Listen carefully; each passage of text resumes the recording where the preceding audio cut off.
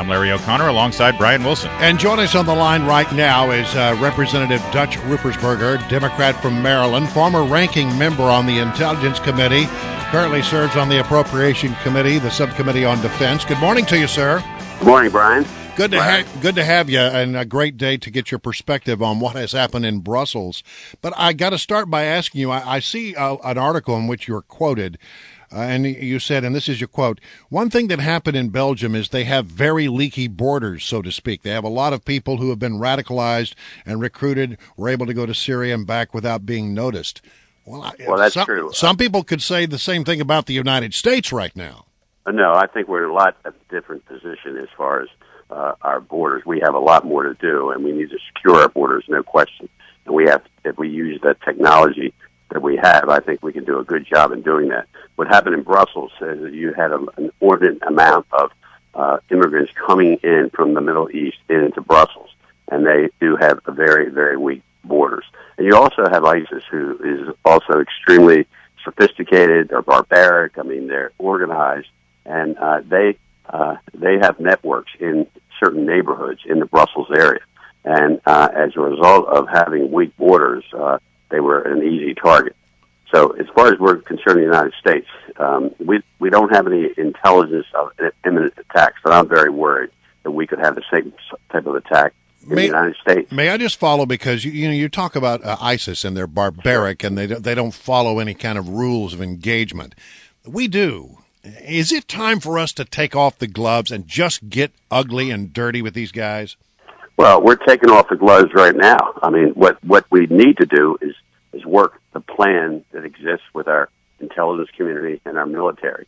One of the reasons that they're doing so well is that in Syria and in Iraq right now, they can train, they can recruit. And the thing that really concerns me more than anything is the using social network to recruit Americans, to give them orders, to radicalize them. That's what's going on in our country now. That's what's very serious.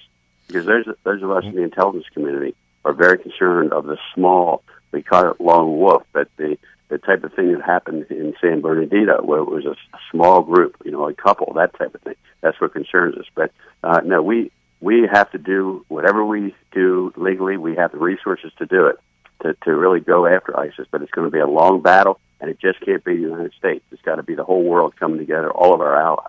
You just said that the concern about the inordinate amount of immigrants and weak borders in Belgium. How are we different? We're different because we do have a system, and there's no question we have immigrants that are coming over, but the type of coming in, and we can do a better job. But we are doing a good job as far as stopping a lot of the terrorists coming in. I'm more worried about terrorists here now. Uh-huh. I'm more worried about people being radicalized.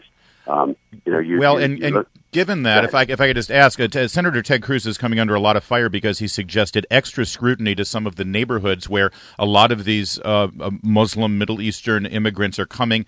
The neighborhoods in many cases are becoming more ghettoized, and he just says there should be extra scrutiny in those areas to make sure that there's not radicalization going on. Do you have a problem with that idea? That is exactly what we do when we get intelligence. We get information. Wherever bad guys are, we attempt to get that information. And if there are certain neighborhoods that we feel they're drug dealers or terrorists or whatever. But the best defense against this whole terrorist attack is going to be intelligence. And we have good intelligence. We have, and we have to make sure that when we are taking ISIS on, that we do not take our military and tie their hands behind their back and say that you can't do this or you can't do that. We're at war. One of the things we know that's going on in Iraq, as an example, is that when our American military are with the Iraqis, who they've trained, they will fight. They don't run. We have the resources to call in firepower, whatever we need to do, and it's working over there. Well, I mean, you say we're at war, but it doesn't feel like we're at war. I mean, maybe we don't have all of the details of what's going on, like you've had the ability to see as you served on the House Intelligence Committee. I mean, war to me is we take some tanks in there and we start routing these people out. The war started when they attacked us at 9/11, and we have been working. Our intelligence community, our military, have been working day and night to find individuals who want to attack us. And the intelligence is not like going in and taking over a city, other than that's what we want to do in Iraq. It's about finding bad guys who are hiding under their hiding in certain areas that are planning and plotting for years, that are teaching people how radicalized people, having people become suicide bombers, because that's very tough for any intelligence community to find these people. But we've done a good job in the United States. We can always do a better job. The most important priority for us right now, with all of our military and all of our intelligence, is to protect the homeland. Our guest, and to work and help our allies. Our guest is Maryland Congressman Dutch Ruppersberger. And can I just ask you a question with regard to your role, your prior role as ranking member of the Intelligence Committee?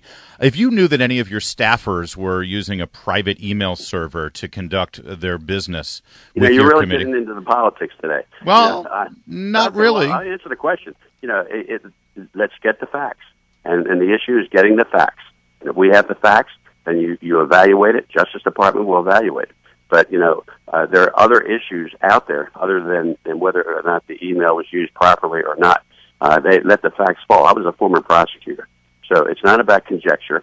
Let's get where things are as far as this election. No. The sad thing about the election, it's nonstop negative. I want to hear what people are going to do today and tomorrow and to make our country better. If I can just finish the question, would you allow anyone on your staff to do that? To do what now? To conduct their business on a private email server? At this point, no. What I know, no, I wouldn't do it because I was in the Intelligence Committee. If it's not pursuant to the procedures and policies. But I want to get the facts of exactly what's going on. I don't have any information in that role. I wasn't investigating that. We did investigate. I understand. I think it is a fair question, though, because when you served on the Intelligence Committee, you would never have expected to conduct sophisticated and sensitive information on a private email server, right? Yeah. Right. Yes. I would not. All right. Just wanted to know. Okay. Then you got your answer. I appreciate it. I do. Okay. And then moving forward, just in terms of when the president does return from his trip, are you hoping to start, seeing something else from the president with regard to a response to Brussels? What do you think the president's response should be? We have, in my opinion, we have the best military and the best intelligence in the world. They're working day and night, 24 hours a day. Okay, we have the Secretary of Defense, who I think is doing an outstanding job. We have our NSA working with all of the military. I work very closely with the military also, and we don't stop doing that. Wherever the president is, he can communicate through a phone or whatever, whether the president's Republican or Democrat. So my issue again is I'm focusing and overseeing and working with the military and intelligence to fight ISIS, to fight all the other threats to China, Russia.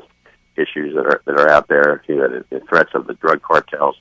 I mean, this is what we do. It's a dangerous world. It's one of the most dangerous times that I've seen since I've been in Congress for the last 13 years. I couldn't agree with you more on that. Yeah, we agree on a lot of that. It's always good to have you, sir. Yeah, Representative Dutch Ruppersberger, thank you so much for joining us. Were you in Baltimore at one time?